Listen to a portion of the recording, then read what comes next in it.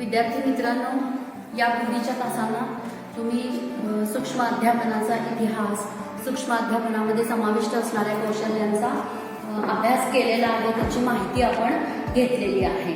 आजच्या तासाला आपण स्पष्टीकरण कौशल्य या घटकाची सविस्तर माहिती, आणखीन एक दिग्दर्शन पाठ याचा सविस्तर अभ्यास करणार आहोत. तर सुरुवातीला आपण स्पष्टीकरण कौशल्याचे अध्यापनातील स्थान या मुद्द्याविषयी माहिती मिळवू.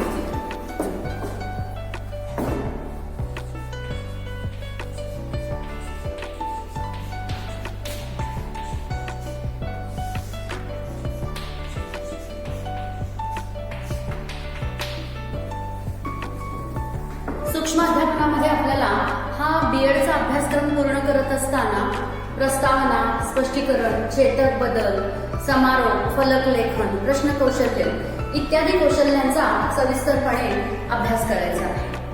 पण यामध्ये स्पष्टीकरण कौशल्य जे आहे, या स्पष्टीकरण कौशल्याला अनन्यसाधारण असं महत्त्वाचं स्थान असल्याचं आपल्याला दिसून येतं. जरी इतर कौशल्य आपापल्या ठिकाणी असली तरी या सर्व कौशल्यांमध्ये एक वेगळं आगळं स्थान, महत्त्वाचं स्थान या स्पष्टीकरण कौशल्याला मिळालेलं आहे. आणि स्पष्टीकरण कौशल्य हे अध्ययन अध्यापन प्रक्रियेचा गाभा असल्याचं आपल्याला दिसून येईल. ह्याच्यासाठी मी आपल्याला एक उदाहरण सांगते की जेवणाचं ताट पूर्णपणे भरलेलं आहे, त्याच्यामध्ये चपाती किंवा भाकरी, भात, वरण, आमटी, 2 भाज्या, कोशिंबीर, लोणचं, पापड सगळ्याच वस्तू आहेत.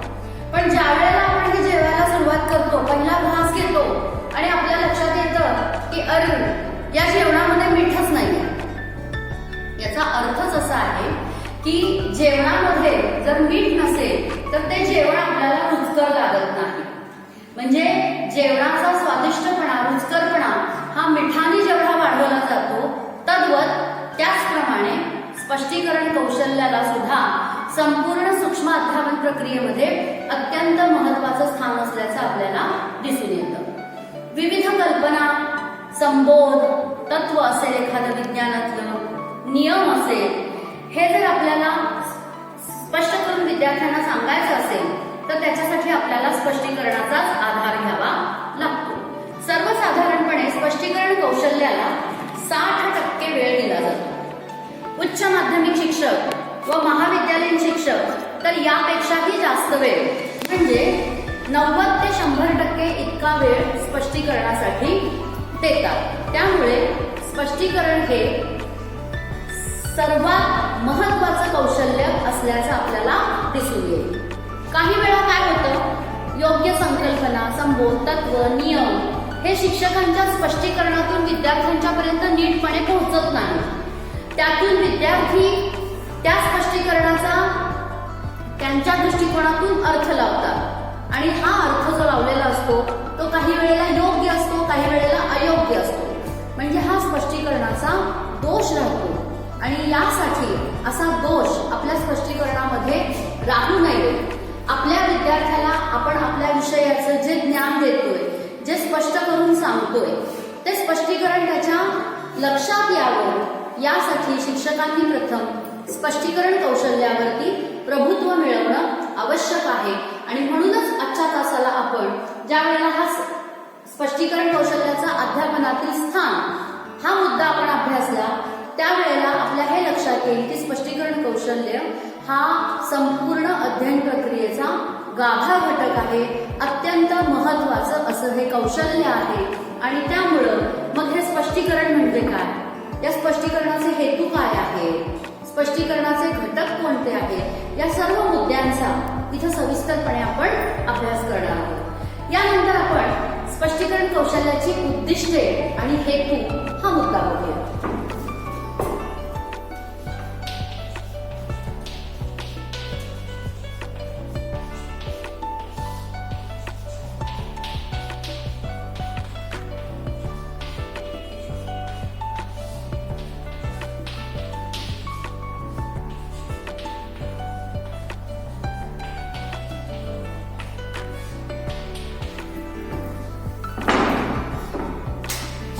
स्पष्टीकरण कौशल्याचा उद्दिष्ट आणि हेतू पहिला असा आहे, हेतूपूर्ण निवड केलेली बोधात्मक रचना सुस्पष्टपणे विद्यार्थ्यांपर्यंत पोहोचवणे. याचा अर्थच असा आहे की जो घटक आपल्याला विद्यार्थ्यांना शिकवायचा आहे तो घटक म्हणजेच काय आहे, हेतूपूर्ण निवड केलेली बोधात्मक रचना. अगदी साध्या सोप्या सुटसुटीत भाषेचा वापर करून मुलांना समजेल अशा दृष्टीने तो घटक किंवा ती बोधात्मक रचना विद्यार्थ्यांपर्यंत पोहोचविण्याचा प्रयत्न करणे. हे पहिलं उद्दिष्ट झालं. दुसरं उद्दिष्ट आहे, विद्यार्थ्यांना संकल्पना, मुद्दा, परिस्थिती, प्रसंग, घटना, परिणाम, सिद्धांत, तत्व, सामान्यीकरण, कृती यांचे सुस्पष्ट आकलन होण्यास मदत करणे. आता मी वेगवेगळे मुद्दे तुम्हाला सांगितले बघा. संकल्पना म्हटलं, एखादा मुद्दा म्हटलं, परिस्थिती, प्रसंग, घटना. तर हे सगळे जे मुद्दे आहेत हे वेगवेगळ्या विषयांमध्ये असतात. काही घटना या इतिहासामध्ये घडून जातात, काही प्रसंग इतिहासातले असतात, नियम, सिद्धांत, तत्व हे गणित विज्ञानामध्ये येतात. तर या सगळ्या कृती विज्ञानामध्ये येते, कारण आपल्याला प्रयोग करावे लागतात. त्यामुळे या सगळ्या गोष्टींचं आकलन होण्यास स्पष्टीकरणाच्या माध्यमातून आपण मुलांना मदत केली पाहिजे. पुढचं आहे उद्दिष्ट, प्राप्त ज्ञानाची पूर्व ज्ञानाशी सांगड घालणे. याचा अर्थ काय आहे की आता तुम्ही मुलांना कोणतं ज्ञान प्राप्त करून देणार आहे आणि त्या ज्ञानावर आधारित मुलांना पूर्व ज्ञान काय आहे. उदाहरणार्थ मी तुम्हाला सांगते की विज्ञानामध्ये एक प्रयोग आहे आणि तो प्रयोग आहे स्थितिक विद्युतचा. मग हा स्थितिक विद्युतचा म्हणजे हे प्राप्त ज्ञान झालं. हे ज्ञान आपल्याला मुलांना प्राप्त करून द्यायचं आहे. मग ह्या स्थितिक विद्युतचा प्रयोग करण्यासाठी विज्ञानामध्ये आपण कोणतं साहित्य वापरतो, तर एक एबोनाइटच्या कांडीचा उपयोग करून आपण तो प्रयोग करतो, काचेच्या कांडीचा उपयोग करून प्रयोग करतो, किंवा कंगव्याचा वापर करून सुद्धा आपण तो प्रयोग करतो. यापैकी कोणतंही एक साहित्य घ्या आणि कागदाचे कपटे करायचे. एबोनाइटची कांडी जी आहे ही कातड्यावरती घासून जे कागदाचे कपटे आपण केलेले आहेत त्याच्यापाशी नेल्यानंतर टोकाकडे, त्या एबोनाइट कांडीच्या टोकाकडे किंवा काचेच्या कांडीच्या टोकाकडे किंवा कंगव्याच्या टोकाकडे हे कागदाचे कपटे आकर्षित होतात. आणि ज्या ठिकाणी हे आकर्षण होतं, कागदाचे कपटे आकर्षिले जातात, त्यालाच आपण स्थितिक विद्युत असं म्हणतो. पण हे पुस्तकातलं झालं. याला पूर्वज्ञानाची सांगड तुम्ही कशी घालू शकता, तर लहानपणी आपण हा खेळ सगळ्यांनी खेळलेलो आहे. आपल्या फ्रॉकच्या खिशामध्ये काळ्या गोल बिया असायच्या छोट्याशा, आणि पूर्वी असे काही बेंच वगैरे नव्हते बसायला शाळांमधनं, खाली मांडी घालूनच बसायला लागायचं. आणि मग आपण काय करणार, जमिनीवरती किंवा फरशीवरती ती काळी बी अशी जोरात घासणार आणि आपल्या शेजारच्या मैत्रिणीला आपण काय करायचो, तिच्या मांडीला, तिच्या पायाला किंवा हाताला त्या बीचा चटका द्यायचा आणि एकदम ती दचकायची, कारण तिला ते माहीत नसायचं ना, जोरात भाजायचं तिला. म्हणजे हा स्थितिक विद्युतचा प्रयोग आपण लहान असताना पण केलेला आहे. पण प्रत्यक्ष वर्गात आल्यानंतर स्थितिक विद्युत म्हणजे काय ही सांगड आपल्याला त्या ठिकाणी घालता आली पाहिजे. आणि म्हणून स्पष्टीकरण कौशल्याचे हे उद्दिष्ट आहे की प्राप्त ज्ञानाची आणि पूर्व ज्ञानाची सांगड घालणे. त्याच्यानंतर आहे प्राप्त ज्ञानाचा उत्तर ज्ञानाशी सहसंबंध जोडणे. मग आता जे ज्ञान तुम्ही प्राप्त केलेलं आहे त्याचा तुम्ही उत्तर ज्ञानाशी सहसंबंध कसा जोडणार. विज्ञानातलंच एक तत्व आहे की आपल्याला भात शिजवायचा आहे, तर त्या भाताच्या पाण्यामध्ये जर आपण थोडंसं मीठ घातलं तर ते लवकर शिजतं. म्हणजे हे ज्ञान तुम्ही वर्गामध्ये प्राप्त केलं. मग आता या उत्तर ज्ञानाचा सहसंबंध तुम्ही कसा जोडणार.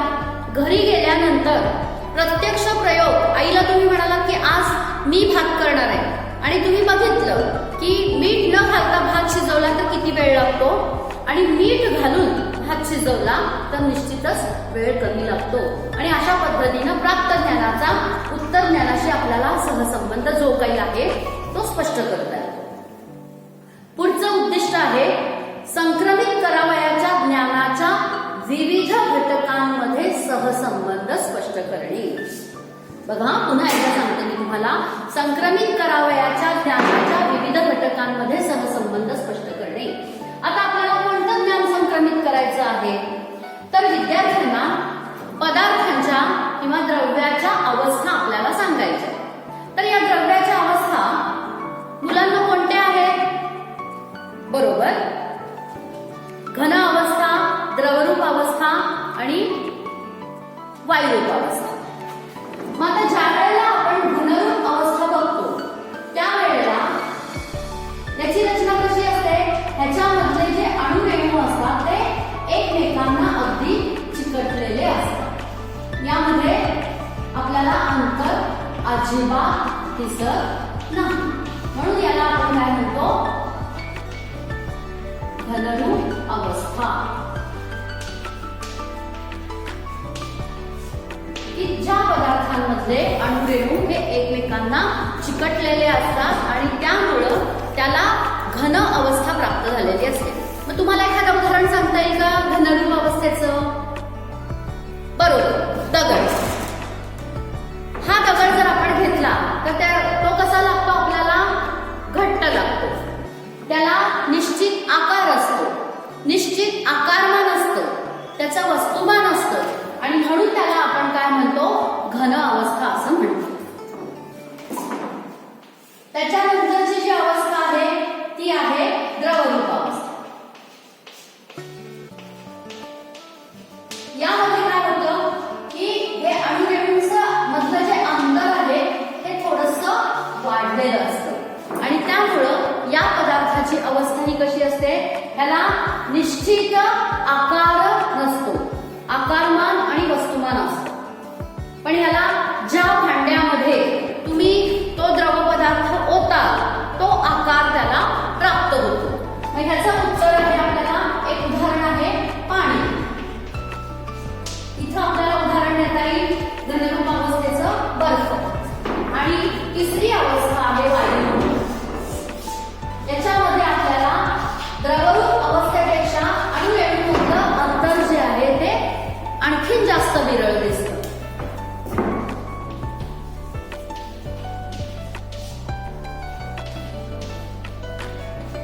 आणि ह्याचं उदाहरण आहे वायू.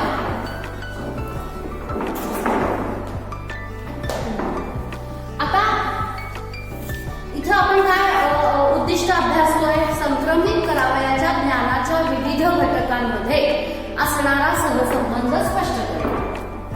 तर इथं काय सहसंबंध आहे, घनरूप मध्ये अणुरेणू हे कसे आहेत, घनदाट आहेत, एकमेकांना चिकटलेले आहेत. त्याच्या तुलनेत द्रवरूप अवस्थेमध्ये आपल्याला अणुरेणूंमधलं अंतर विरळ दिसतं आणि द्रवरूप अवस्थेच्या तुलनेमध्ये आपल्याला वायुरूप अवस्थेमधलं अणुरेणूंचं अंतर हे आणखीन जास्त विरळ दिसतं. पण तेच या बर्फाला जर आपण उष्णता दिली तर बर्फाचं रूपांतर पाण्यामध्ये होतं, त्या पाण्याला आणखी उष्णता दिली तर ते पाण्याचं रूपांतर वायूमध्ये होतं आणि यालाच अवस्थांतर असं म्हणतात. आणि यावरून आपल्याला या ठिकाणी कोणतं ज्ञान पुढच्या विद्यार्थ्यांकडे संक्रमित करायचं होतं आणि त्या घटकामध्ये काय परस्पर संबंध होता, हा परस्पर संबंध या ठिकाणी आपल्याला हा स्पष्ट करून सांगता आलेला आहे. अशा पद्धतीनं पुढचं उद्दिष्ट आहे जे ज्ञान प्राप्त करायचं आहे आपल्याला, त्या प्राप्त करावयाच्या ज्ञानाच्या संदर्भात का, कसे, किती या प्रश्नांचा शोध आपण घेतला पाहिजे. आपण अध्यापन करत असू दे अगर नसू दे, परंतु आपली जी चिकित्सक वृत्ती आहे ही चिकित्सक वृत्ती आपण सदैव जागृत ठेवली पाहिजे. आणि एखादी नवीन गोष्ट आपल्याला जर दिसली तर आपण नेहमी आपल्या मनाला विचारलं पाहिजे, हे असं का आहे, हे किती प्रमाणात आहे, ते तसं का घडलं, म्हणजे या का, कसे, किती या संदर्भात जे प्रश्न आहेत ते प्रश्न आपण स्वतःला नेहमी विचारले पाहिजे. म्हणजे आपली चिकित्सक वृत्ती जी आहे, जिज्ञासू वृत्ती जी आहे ती जागृत होते आणि आपल्याला ज्ञान मिळवता येतं. आणि शेवटचं उद्दिष्ट आहे विद्यार्थ्यांच्या ज्ञानाची व्याप्ती वाढवणे. बरोबर आहे, या 6 हेतू आणि उद्दिष्टांच्या माध्यमातून जर गेला तर शेवटच्या टप्प्यावरती आपल्याला आपोआप विद्यार्थ्यांची ज्ञानाची व्याप्ती वाढवता येते. कारण पहिल्या उद्दिष्टामध्ये तुम्ही हेतुपूर्ण बोधात्मक रचनेची निवड करता.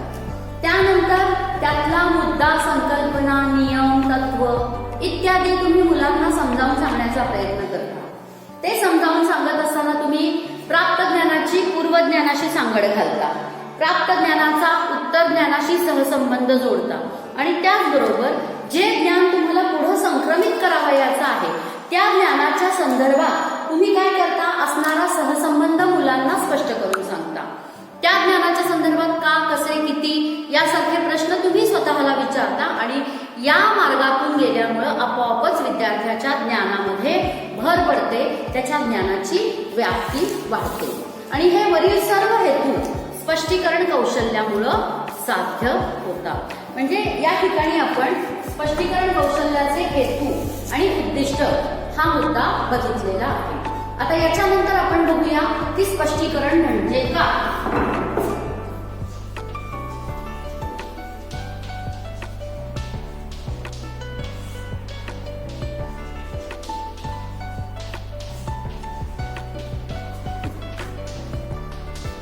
स्पष्टीकरणाचा अर्थ या ठिकाणी आपण जाणून घेणार आहोत. शब्दकोशाप्रमाणे स्पष्टीकरणाचे अनेक अर्थ निघतात. उदाहरणार्थ फोड करणे, विवरण करणे, सुस्पष्ट करणे इत्यादी.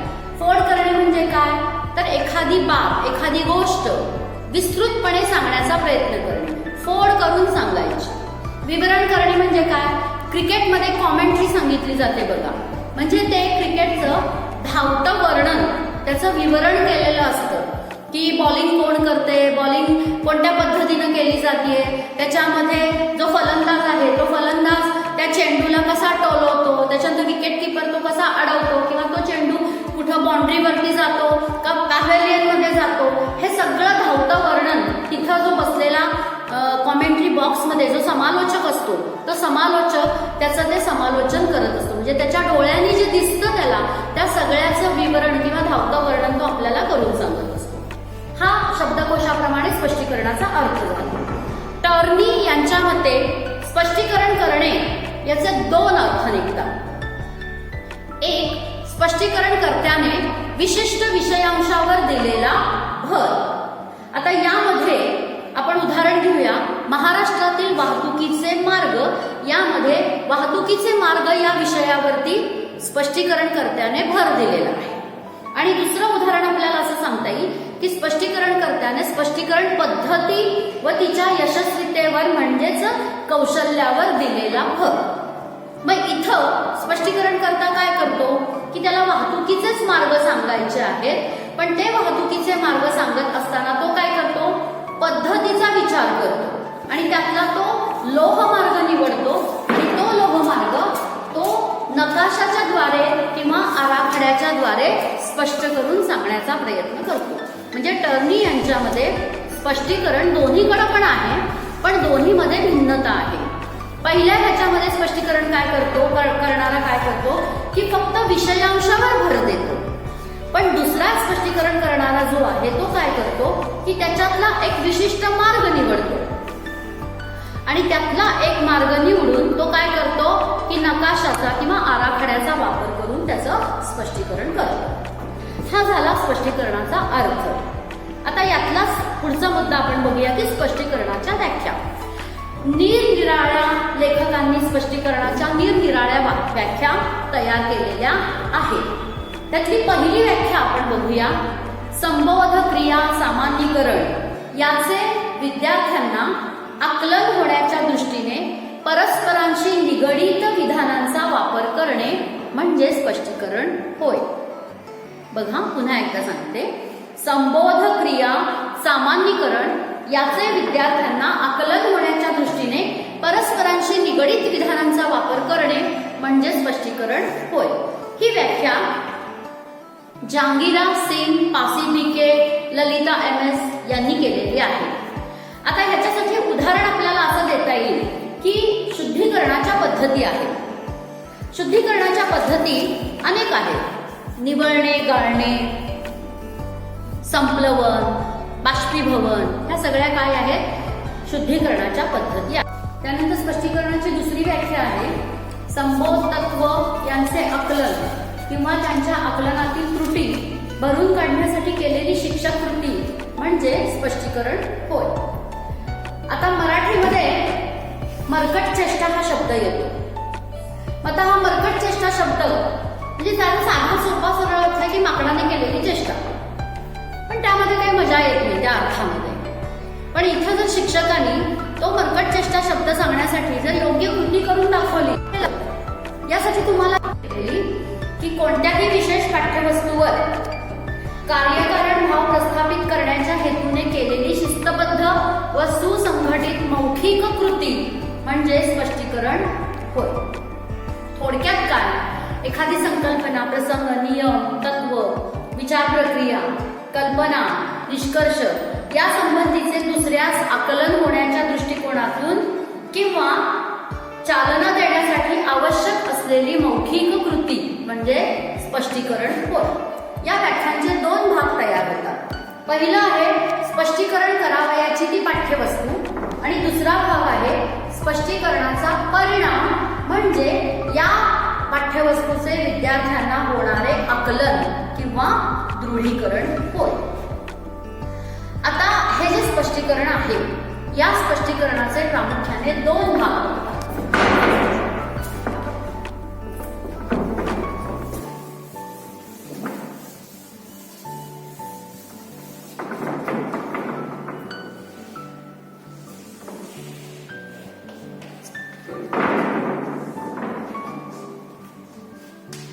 पहिला जो भाग आहे तो नियोजनात्मक भाग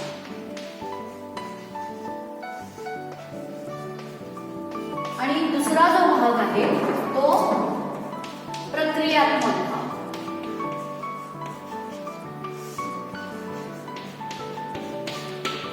यामध्ये आपण पहिला जो भाग आहे नियोजनात्मक भाग तो बघूया की स्पष्टीकरण करत असताना आपल्याला कशा कशाचं नियोजन करावं लागतं. यामध्ये पहिला मुद्दा येतो कशाचे स्पष्टीकरण करावयाचे.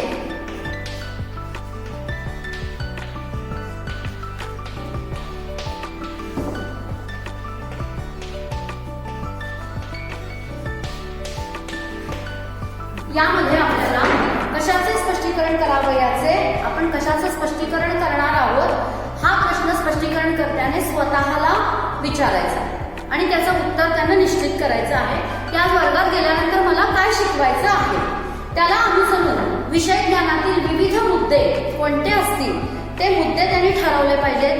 ते मुद्दे ठरवत असताना विद्यार्थ्यांचं पूर्वज्ञान, त्यांची वैचारिक पातळी, त्यांची मानसिक स्थिती, त्यांची सामाजिक स्थिती लक्षात घेऊन मुद्द्यांची वैशिष्ट्ये शिक्षकानं निश्चित केली पाहिजे. उदाहरणार्थ ग्रामीण भाग, शहरी भाग त्यानं विचारात घेतला पाहिजे.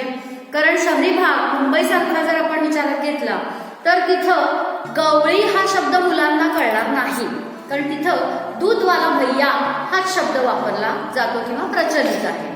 तसेच ग्रामीण भागामध्ये दूधवाला भैया हे कोणाला लक्षात येणार नाही, कारण तिथं गवळी हाच शब्द वापरला जातो. म्हणून सामाजिक स्थिती, मानसिक स्थिती, विद्यार्थ्यांचं वय या सगळ्या गोष्टी विचारात घेऊन आपल्याला काय स्पष्टीकरण करायचं आहे हे शिक्षकांनी स्वतःला विचारलं पाहिजे.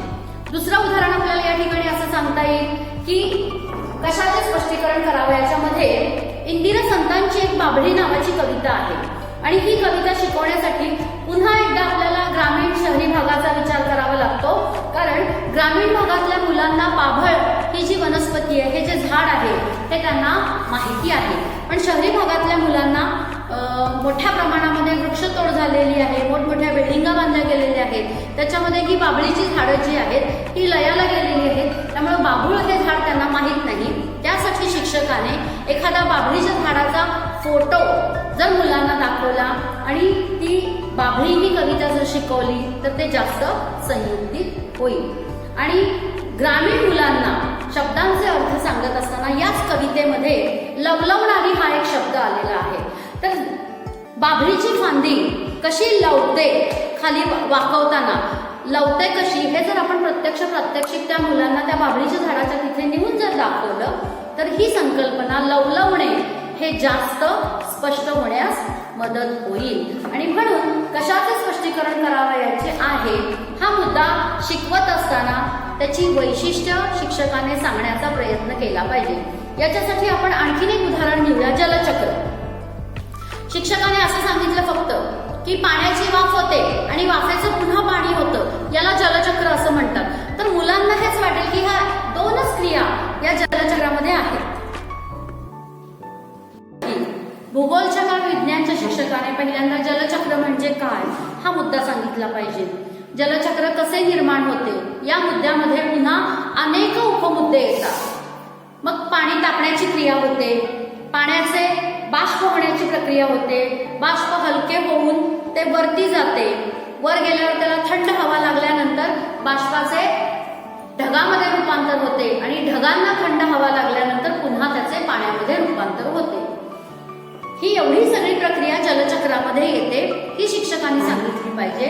जलचक्र निर्माण होण्याची कारणं सांगितली पाहिजे आणि जलचक्र जर निर्माण झालं नाही तर होणारे दुष्परिणाम सुद्धा विद्यार्थ्यांना स्पष्टीकरणाच्या माध्यमातून सांगण्याचा प्रयत्न केला पाहिजे.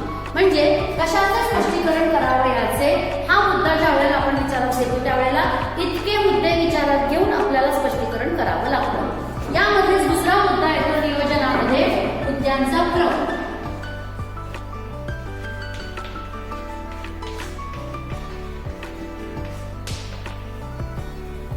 कोणताही घटक शिकवत असताना आपल्याला मुद्द्यांचा क्रम सुद्धा ठरवावा लागतो. जसं की आपण गळ्यामध्ये एक सोन्याची साखळी घालतो, ती अनेक कड्यांनी बनलेली असते, म्हणजे एका कडीत दुसरं कड, दुसऱ्या कडीमध्ये तिसरं कड, अशी तिची गुंफण झालेली असते. तशीच तुमच्या अध्यापनामध्ये सुद्धा एखादा घटक ज्या वेळेला तुम्ही शिकवत असता त्यावेळेला या मुद्द्यांची तुम्ही गुंफण केली पाहिजे. म्हणजे एका मुद्द्यानंतर त्याला अनुसरून येणाराच दुसराच मुद्दा तुम्ही स्पष्ट केला पाहिजे. एकदम कुठला तरी चौथा पाचवा मुद्दा तुम्ही आधी स्पष्ट करून सांगितला तर मुलांचा गोंधळ होण्याची शक्यता आहे. म्हणून मुद्द्यांचा क्रम तुम्ही ठरवला पाहिजे. पुन्हा आपण जलचक्राचं उदाहरण घेऊया. जलचक्र ही संकल्पना शिकवत असताना पहिला मुद्दा जर तुम्ही सांगितलं पाण्याचं बाष्प होतं आणि दुसरा मुद्दा सांगितला बाष्पाचं पाणी होतं, याला जलचक्र असं म्हणतात.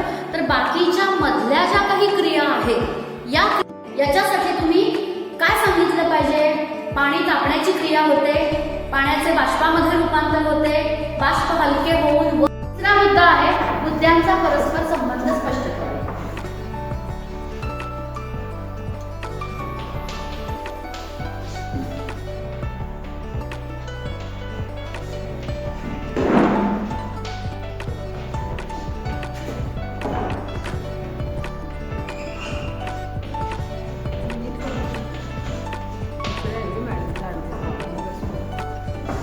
स्पष्टीकरण करताना मुद्दे व मुद्द्यांची संबंधित वाक्ये एकमेकांना दुव्यांच्या साह्याने जोडता आली पाहिजे.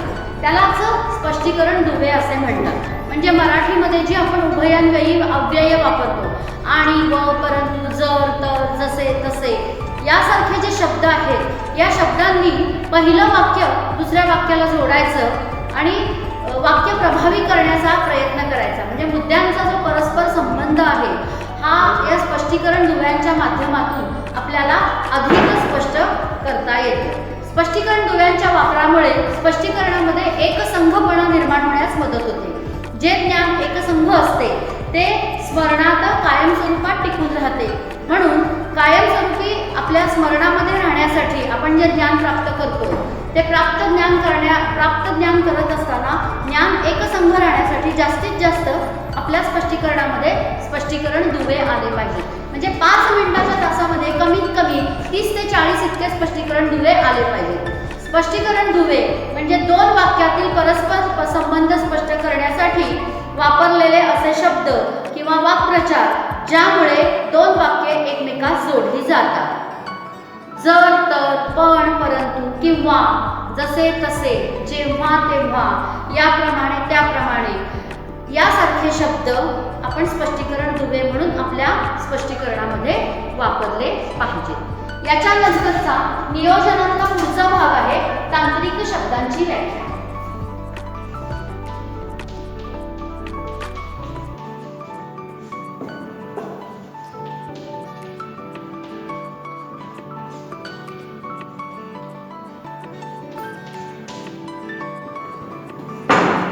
विषय ज्ञानाचे स्पष्टीकरण देताना पाठ्यांशामध्ये जर पूर्वी न गेलेला शब्द आला असेल तर नवीन शब्दाचे स्पष्टीकरण दिले पाहिजे. ते जर सांगितले नाही तर विद्यार्थ्यांना काहीच अर्थबोध होणार नाही. तांत्रिक शब्दांची व्याख्या देणे म्हणजे त्या शब्दांचा अर्थ स्पष्ट करून सांगणे, त्या विद्यार्थ्यांना माहिती असलेला पर्यायी शब्द सांगणे, उदाहरण देणे, आकृतीच्या साहाय्याने स्पष्टीकरण करणे इत्यादी बाबींचा तांत्रिक शब्दांच्या व्याख्यामध्ये समावेश होतो. म्हणजे समजा विद्यार्थ्यांना एखादा पर्यायी शब्द पाठामध्ये आला, म्हणजे नदीला आपण सरिता असा शब्द वापरतो, तर हा पर्यायी शब्द जरी सांगितला स्पष्टीकरण करताना तरी सुद्धा ती तांत्रिक शब्दांची व्याख्या दिल्यासारखं आहे. काही उदाहरणं दिली तर ही उदाहरणं सुद्धा तांत्रिक शब्दांची व्याख्या दिल्यासारखंच आहे. काही वेळेला आपल्याला स्पष्ट अर्थ सांगता येत नाही, म्हणजे कठीण पाणी म्हणजे काय, मृदू पाणी म्हणजे काय हे सांगता येत नाही. आपल्याला पर्यायी शब्दही सांगता येत नाही, उदाहरणही देता येत नाही. त्यावेळेला आकृतीच्या साहाय्याने जरी स्पष्टीकरण केलं तरी ते तांत्रिक शब्दाची व्याख्या स्पष्ट करून सांगितल्यासारखंच आहे. शिक्षकाला स्पष्टीकरणात येणारे नवीन शब्द, कृती हे या ठिकाणी माहीत करून देणं अपेक्षित आहे. पुढचा आहे नियोजनात्मक भागामधला शेवटचा मुद्दा, उदाहरणांचा वापर.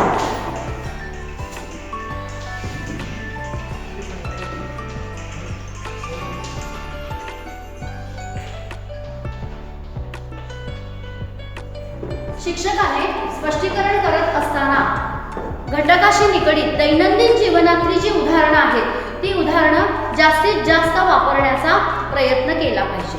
म्हणजे उदाहरणं सांगितल्यामुळं तो मुद्दा आपल्याला विद्यार्थ्यांना पटवून सांगता येतो. जास्तीत जास्त दाखले आपण आपल्या स्पष्टीकरणामध्ये दिले पाहिजेत. सुरुवातीलाच मी एक उदाहरण तुम्हाला सांगितलं होतं बघा, की घर्षणाने विद्युत निर्मिती करणे हा एक स्थितिक विद्युतचा विज्ञानातला प्रयोग आहे. तर त्याच्यासाठी आपण उदाहरणं मुलांना दिली पाहिजेत. कशी देता येतील? तुमच्या पुस्तकातली उदाहरणं तर शिक्षक म्हणून तुम्ही सांगणारच, पण त्याचबरोबर आणखीन आपल्याला काय सांगता येईल? थंडीचे दिवस आहेत, सकाळची शाळा असते, आपण धावत पळत शाळेला येतो, थंडीनं कापडलेला असतो, उशीर झालेला असतो, तुम्हाला वर्गामध्ये प्रवेश करता तर तास सुरू झालेला असतो, बेंचवरती मागच्या तुम्ही जाऊन बसता, शिक्षकांनी फळ्यावरती लिहून दिलेलं असते, पटकन पेन वही काढता, पेन लिहायला घेता तर पेन उठत नाही, कारण थंडीमुळे पेनातली शाई ही गोठलेली असते, तुमचे हात पण गोठलेले असतात. म्हणून पहिल्यांदा तुम्ही काय करता? असं असं करता. त्याच्यानंतर तुम्ही हातामध्ये पेन घेता आणि त्या पेनाला सुद्धा तुम्ही असं असं करता, असं झाडून झाडून मग तुम्ही लिहायला सुरुवात करता. तिथं तात्पुरती उष्णता त्या पेनाच्या शाईमध्ये तुम्ही निर्माण करता, म्हणजे स्थितिक विद्युत निर्माण करता आणि तुम्ही लिहायला लागता.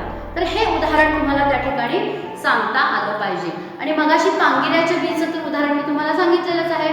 प्रत्येकाने आपल्या मैत्रिणीला, मित्राला ती बी फरशीवरती घासून त्याचा चटका दिलेला आहे, म्हणजे तिथंही आपल्याला हे स्थितिक विद्युत निर्माण करता येतं. तर अशी दैनंदिन जीवनातली उदाहरणं आपल्याला विद्यार्थ्यांना सांगता येणं स्पष्टीकरणामध्ये अपेक्षित आहे. तर या नियोजनात्मक भागामध्ये आपण काय काय बघितलं बघा मुलांनो? कशाचे स्पष्टीकरण करायचे? मुद्द्यांचा क्रम, मुद्द्यांचा परस्पर संबंध स्पष्ट करणे, तांत्रिक शब्दांची व्याख्या सांगणे आणि उदाहरणांचा वापर करणे. आता यानंतर आपण प्रक्रियात्मक भागामध्ये येऊया. या प्रक्रियात्मक भागामध्ये पहिला मुद्दा येतो स्पष्टीकरणकर्त्याचा ओघवतेपणा.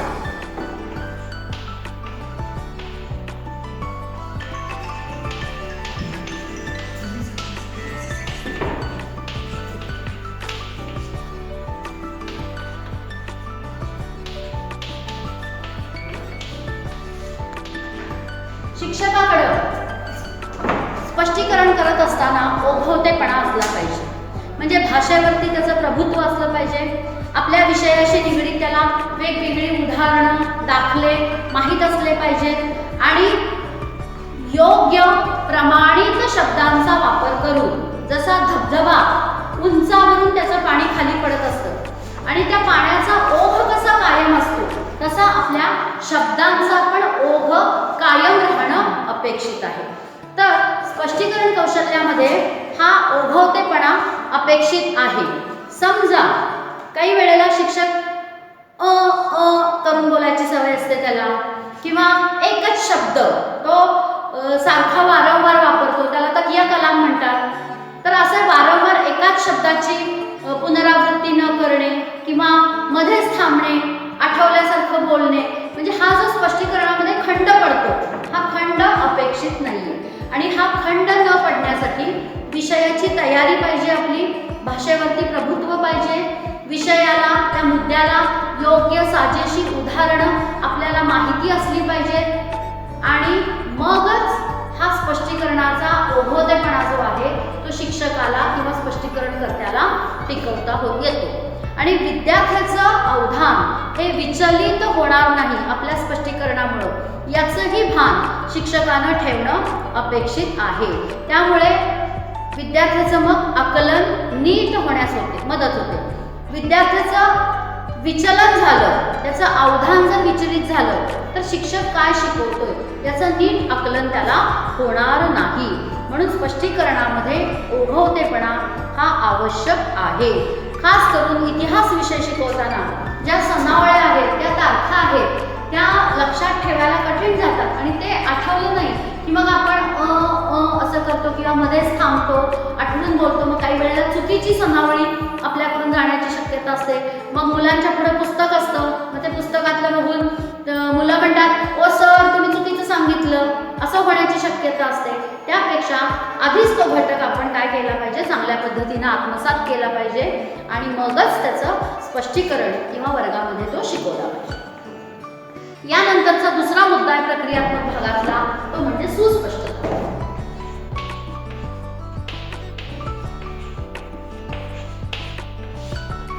बोलण्यामध्ये तुमच्या सुस्पष्टता पाहिजे, म्हणजे तुम्ही नेमकं सांगितलं पाहिजे. शिक्षक जर तुम्हाला म्हणाले, अरे तुम्ही आता हा प्रयोग करणार आहे का, नाही, तर तुम्ही हो तरी म्हटलं पाहिजे किंवा नाही तर म्हटलं पाहिजे. काय करूया सर, आता करूया का थोड्या वेळाने करूया का उद्या करूया, अशी काहीतरी मोहमात तुम्ही उत्तर द्यायला लागलात तर ते सुस्पष्ट होत नाही. तुम्ही स्पष्ट सांगितलं पाहिजे की नाही सर आपण हा प्रयोग उद्या करूया, ठीक आहे, म्हणजे शिक्षकाला ते समजतं. त्याच पद्धतीनं शिक्षकाने सुद्धा जो विषय त्याला शिकवायचा आहे त्याच्यामध्ये स्पष्टता असली पाहिजे बोलण्यामध्ये. ढोबळमानाने बोलायचं म्हणजे आता समजा एखादी पाककृती आहे बघा, आता यूट्यूबवरती वेगवेगळ्या पाककृती समजावून सांगितल्या जातात. त्यांनी त्यांच्या डिस्क्रिप्शन बॉक्समध्ये त्याचं प्रमाण योग्य पद्धतीनं दिलेलं असतं, स्वतःही ते करत असताना सांगतातच. म्हणजे नेमकेपणा पाहिजे, सुस्पष्टता पाहिजे. गुलाबजाम करायचे तर किती खवा घ्यायचा, 100 ग्रॅम खवा घेतला पाहिजे, मैदा किती घ्यायचा, साखरेचा पाक किती साखर घेऊन करायचा, गुलाबजाम किती तळायचे, त्याच्यासाठी किती तेल लागणार आहे, म्हणजे अंदाजे तुम्ही एवढा मैदा घ्या, अंदाजे एवढा खवा घ्या, अंदाजे साखर एवढी घ्या, हे अंदाजे नको आहे. योग्य प्रमाण त्या ठिकाणी आपल्याला सांगता आलं पाहिजे. म्हणजे नेमकेपणा शिक्षकाच्या बोलण्यामध्ये असला पाहिजे. सुमारे, पुष्कळसे, मोघम असे शब्द नको. डायनोसॉर पृथ्वीवरती अस्तित्वात होते करोडो वर्षापूर्वी. करोडो म्हणजे किती करोडो, 1 करोड वर्षापूर्वी, 2 करोड वर्षापूर्वी, हे नेमकं आपल्याला मुलांना सांगता येणं आवश्यक आहे. म्हणून शिक्षकाच्या स्पष्टीकरणामध्ये सुस्पष्टता पाहिजे. यानंतरचा पुढचा मुद्दा आहे दृढीकरणाची कृती.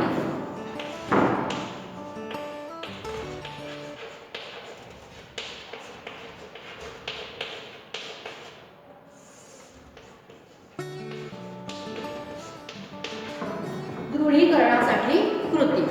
झालेल्या स्पष्टीकरणाचे दृढीकरण होणे आवश्यक आहे. त्यासाठी शिक्षकाला विविध कृती कराव्या लागतात. काही महत्त्वाच्या बाबींची पुनरावृत्ती करणे किंवा तो महत्त्वाचा घटक असेल तर ते मुद्दे फळ्यावरती लिहिणे, फलकलेखन करणे, आकृती काढणे, या सगळ्या काय आहेत, दृढीकरणाच्या कृती आहेत. दृढीकरणाच्या कृती म्हणजे काय, तर फळ्यावर लिहिल्यामुळं काय होतं, विद्यार्थ्याच्या ते स्मरणात राहतं, स्मरणात राहण्यास मदत होते, परीक्षेच्या दृष्टिकोनातून जर ते उपयुक्त असेल तर त्या दृष्टीने तो विद्यार्थी विचार करतो. म्हणून शिक्षकाने त्याच्या स्पष्टीकरणामध्ये फळ्यावर लिहिणे किंवा व्याख्या असेल तर ती व्याख्या जशीच्या तशी न सांगता वेगळ्या पद्धतीनं पुन्हा मुलांना समजावून सांगणे, म्हणजे त्याची पुनरावृत्ती करणे, काही महत्त्वाच्या मुद्द्यांची, या गोष्टी स्पष्टीकरणामध्ये आल्या पाहिजेत. किंवा फलक लेखन सुद्धा तुम्ही दृढीकरणाची कृती करू शकता.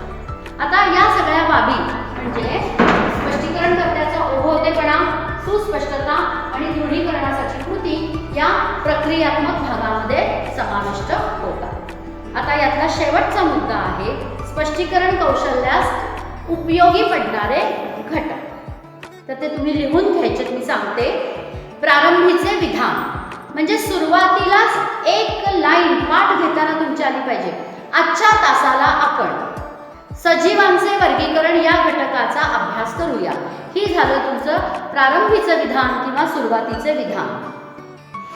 त्याच्यानंतर 40च्या संख्येमध्ये स्पष्टीकरण दुवे आले पाहिजे. तांत्रिक शब्दांची व्याख्या तुम्हाला सांगता आली पाहिजे. सजीवांचे वर्गीकरण बघत असताना सजीव म्हणजे काय ही व्याख्या तिथं तुम्ही सांगणं अपेक्षित आहे.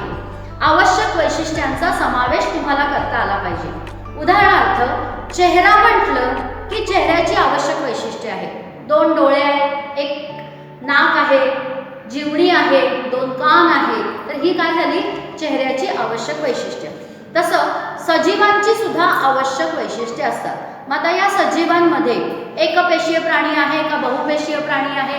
बहुपेशीय प्राण्यांमध्ये सरपटणारा प्राणी जर असेल तर त्या सरपटणाऱ्या प्राण्यांची वैशिष्ट्ये आहेत. तो सरपटतच चालतो ना, हे त्याचं खास वैशिष्ट्य आहे. तर या खास आवश्यक वैशिष्ट्याचा त्यामध्ये समावेश होणं आवश्यक आहे. त्यानंतर शेवटचा मुद्दा आहे नियोजित पुनरावृत्ती, की जो महत्त्वाचा मुद्दा आहे त्या महत्त्वाच्या मुद्द्याची तुम्हाला नियोजित पुनरावृत्ती करता आली पाहिजे.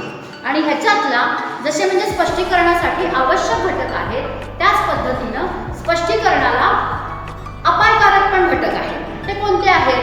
तर स्पष्टीकरणाचा ओघवतेपणाचा अभाव, म्हणजे थांबून थांबून बोलणं, विषयाची अपुरी तयारी, सुमारे मोघम करून बोलणं, हा झाला ओघवतेपणाचा अभाव. दुसरा आहे अयोग्य शब्दांचा वापर करणं, तांत्रिक संदिग्ध शब्दांचा वापर करणं, क्लिष्ट गुंतागुंतीची विधाने करणे आणि सुसंगततेचा अभाव. हे स्पष्टीकरण कौशल्याला अडथळा आणणारे, निर्माण करणारे अपायकारक असे घटक आहेत. आणि स्पष्टीकरणाची आवश्यक वैशिष्ट्ये, अगदी शेवटचा मुद्दा. कशाचे स्पष्टीकरण करणार आहोत याचा प्रथम आपण विचार केला पाहिजे. मुद्द्यांची विचारपूर्वक निवड केली पाहिजे.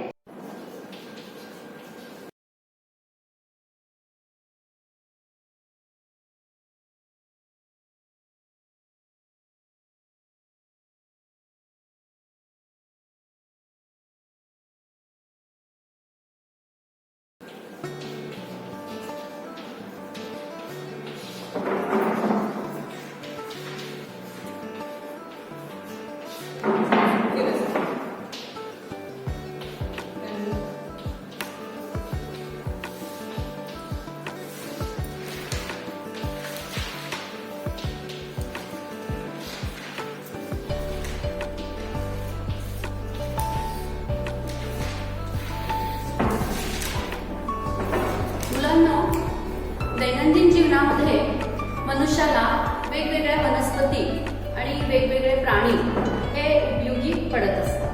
तर म्हणून आजच्या तासाला आपण मानव आणि इतर सजीव या घटकाविषयी सविस्तर माहिती मिळवू.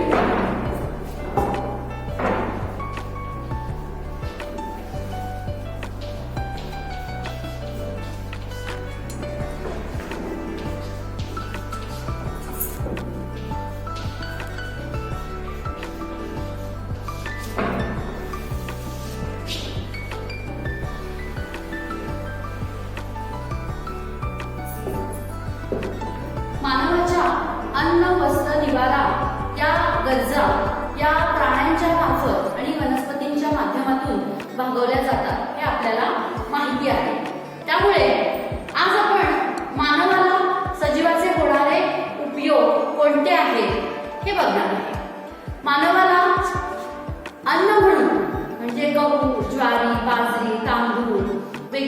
प्रकारच्या ज्या डाळी आहेत, हे सगळी अन्नधान्याची गरज ही वनस्पतींच्या पासून भागवली जाते हे आपल्याला माहित आहे। त्याचबरोबर तेलाची जी गरज आहे मानवाची, त्या वेगवेगळ्या प्रकारच्या तेलबिया आहेत। उदाहरणार्थ भुईमूग आहे, सोयाबीन आहे, करडी आहे, सूर्यफूल आहे, ऑलिव्ह पासून सुद्धा तेल तयार केलं जातं, बदामाचं तेल आहे।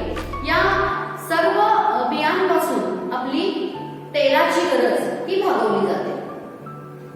यामध्ये आपण आपल्या रोजच्या अन्नामध्ये वेगवेगळ्या मसाल्याच्या पदार्थांचा पण उपयोग करत असतो। मग त्याच्यामध्ये जिरं आहे, लवंग आहे, दालचिनी आहे, कढीपत्ता आहे, मिरं आहे, मोहरी आहे, हे सगळे मसाल्याचे पदार्थ सुद्धा आपल्याला वनस्पतींच्या पासूनच मिळत असतात। म्हणजे वनस्पती या मानवाला उपयुक्त आहेत। जसे काही मसाल्याचे पदार्थ आपण रोजच्या जीवनात वापरतो, तशा काही औषधी वनस्पतींचा सुद्धा आपण आपल्या दैनंदिन जीवनामध्ये उपयोग करत असतो। उदाहरणार्थ आपला घसा बसला किंवा आपल्याला सर्दी झाली तर आपण चहामध्ये गवती चहा, तुळस, आलं किंवा सुंठ, मिरी, लवंग हे सगळं टाकून आपण तो चहा घेतो, ज्यामुळं आपल्याला जी होणारी सर्दी आहे या सर्दीचा थोडाफार त्रास हा कमी होण्यास मदत होते। अशा या औषधी वनस्पतींचा सुद्धा मानवाला रोजच्या जीवनामध्ये उपयोग हा होत असतो। काही प्राणी असे आहेत की या प्राण्यांचा उपयोग मानवाला दैनंदिन जीवनामध्ये होत असतो। उदाहरणार्थ कोंबड्या आहे, बदक आहे, इमू आहे, या प्राण्यांची अंडी आपण आपल्या आहारामध्ये समाविष्ट करतो। म्हशी असतील, गायी असतील, यांच्यापासून आपल्याला दूध मिळतो, म्हणजे दुधाची गरज या प्राण्यांच्या पासून भागवली जाते। परंतु जोपर्यंत हे प्राणी जिवंत आहेत तोपर्यंतच त्यांचा आपल्याला उपयोग होतो असं नाही, तर हे प्राणी मेल्यानंतर सुद्धा त्यांच्या काही अवयवांचा आपल्याला उपयोग होतो। उदाहरणार्थ या जनावरांच्या कातडीपासून वेगवेगळ्या वस्तू तयार केल्या जातात। उदाहरणार्थ बेल्ट असेल, चप्पल असेल किंवा लेदरची जॅकेट ही या जनावरांच्या कातडीपासून तयार केली जातात। शोभेची बटणं तयार केली जातात आणि म्हशींचा किंवा बैलांचा किंवा शिंग जी आहेत या शिंगांपासून वेगवेगळ्या शोभेच्या वस्तू पण बनवल्या जातात। म्हणजे हे सजीव किंवा हे प्राणी मेल्यानंतर सुद्धा आपल्याला मानवाला याचा उपयोग होत असतो। निसर्गामध्ये सर्वच सजीव मानवाला उपयोगी पडणारे आहेत असं नाही, तर काही अपायकारक सजीव सुद्धा आहेत। म्हणजे सर्पदंशामुळे मानवाला हानी होते। त्याचबरोबर काही ठिकाणी अशा नोंदी आहेत की गांधील माशीच्या चावल्यामुळे किंवा मधमाशींच्या चावल्यामुळे मानवाला मृत्यू आल्याच्या घटना या वर्तमानपत्रामध्ये आपण नेहमी वापरत असतो। काही पाण वनस्पती अशा आहेत की त्या पाण वनस्पतींच्या मुळं नदीला किंवा जी जलाशय आहेत त्या जलाशयांना मोठ्या प्रमाणामध्ये धोका निर्माण झालेला आहे। उदाहरणार्थ कोल्हापुरातला रंकाळा तलाव घेतला किंवा पंचगंगा नदी जर घेतली तर ही नदी किंवा रंकाळा तलाव हा केंदाळ या वनस्पतीने आपल्याला पूर्ण ग्रासलेला दिसून येतो आणि त्यामुळं आतील जे सजीव आहेत त्या सजीवांना त्याचा धोका उद्भवतो। मग असे अपाय करणारे काही प्राणी आणि वनस्पती सुद्धा आपल्याला माहिती आहेत। डासामुळे हेवटा होतो, प्लेग रोगाचा प्रसार होतो, तर असे काही कीटक आहेत की ज्याच्यामुळे आपल्याला काही रोग सुद्धा होतात। पण हा सगळा विचार करत असताना आपण आपल्या भारताचा जर विचार केला तर भारत हा आपला कृषी प्रधान देश आहे आणि भारतामध्ये वेगवेगळी पिकं घेतली जातात। काही पिकं अशी आहेत की ती शेतकऱ्याला उत्पन्न मिळवून देतात, म्हणून त्यांना नगदी पिकं असं म्हटलेलं आहे। याच्यामध्ये मग द्राक्षाची बाग असेल, संत्र्याची बाग असेल, ऊसाची शेती असेल, हे आर्थिक उत्पन्न शेतकऱ्याला मिळवून देणारी पिकं आहेत, नगद उत्पन्न देणारी आहेत, म्हणून त्यांना नगदी पिकं असं म्हटलेलं आहे।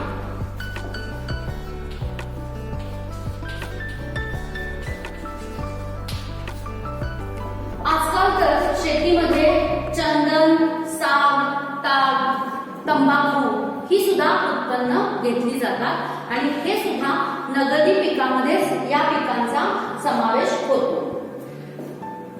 काही वनस्पती अशा आहेत की ज्यांच्या फुलांचा उपयोग आपण वेगवेगळ्या प्रकारचे हार किंवा देवाला घालण्यासाठी किंवा एखाद्या रुग्णाला